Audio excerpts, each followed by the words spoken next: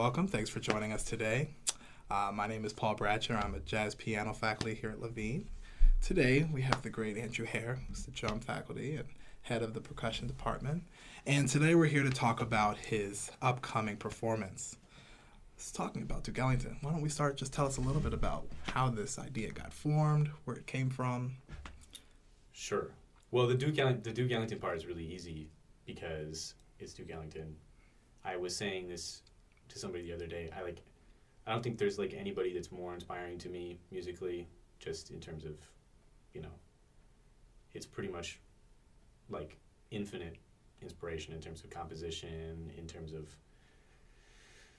pretty much everything that you can accomplish musically. So that part's pretty easy. The kind of weird part about this concert is that we're doing these really small settings of his music, and that was attractive to me.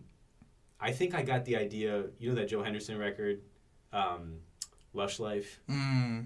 Okay, yeah. So there's a track on there where he plays Lush Life by himself. Yeah. And I was always just blown away by that. He also does a duo on Isfahan with Christian McBride, and I've always loved the way that format, really restricting how many people are playing and unusual instrumentation makes people play differently and sort of respond to each other. So because of the theme this year of all the music being, monuments and miniatures, that got me thinking take this music that we associate with this big, huge sound, and then seeing what we can do with it at just the bones of it, what are take away all the orchestration and all the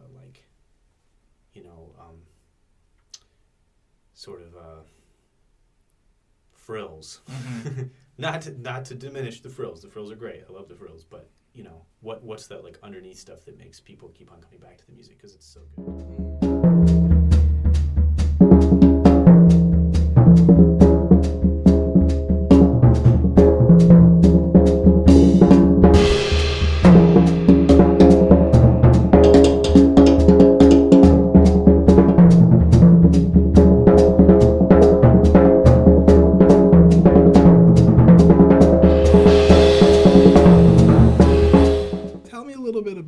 Who all is in this project, and Sure. What type of role do they play to you in choosing these folks, as well as your goal for them in the music.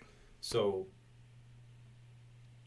I think it's always true, what you were saying about Duke Ellington. It's always true that the people that you're picking to play with you in a jazz setting, you have to have tremendous confidence in what they bring. Because it's not going to be the same as what anybody else brings. It's their particular thing. So, I'm very choosy about people that I'm playing with, and I'm very lucky to have them. It's Josh Walker on guitar. He's a faculty member here. Reagan Bruff on bass. He's in the Army Blues Band, and just is a. Have you played with him yet? I've not. Come on out, man. You gotta hear this guy. It's just super deep hump, like Ray Brown type of vibe. Okay. Great player. Chuck Red, who's going to be playing vibraphone and is my teacher and is a huge source of musical inspiration to me. And then we got Brad Lindy on saxophone, who's a new faculty member here. Great guy, and he has his own. So with each one of these guys, I asked them right away, what do you want to do? I had some stuff in my head, but I was really curious, especially if they were going to do a solo or a duet. What do you want to do? Because all of them, a lot of times they would already be wanting to tell me what they wanted to do, because as soon as they heard about what the nature of the project was, they were like, I want to do this. Now, for me as a piano player, I think about Duke as the pianist. Yeah. Talk a little bit about what made you decide not to use piano. Yeah. That's this really creative instrumentation that you have here. Yeah. I think it's because of what I was saying earlier about really liking to challenge people outside of their instruments and see what they come up with. Because you're right. I mean, that is such a fundamental sound. Another thing that influenced me is I really like the sound of vibes and guitar together. Vibes and piano can be great and often is, but, I think if I was choosing, I would do vibes and organ before I did vibes and piano. Interesting. And vibes and guitar, there's something about I don't know exactly what it is. They don't step on each other's toes as much. Sonically. Mid-range, yeah, exactly. So I really wanted to have... I love that orchestration. Plus, I was already thinking of this as, like, it's almost easier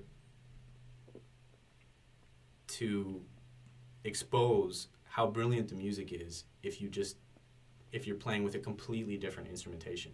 Mm-hmm. Do you know what I mean? Because Yeah. it's just the music. There's no, like, I'm trying to play like Duke Ellington or Yeah. like anything like that. It's just like, these are his tunes. Yeah. This is his composition, his genius.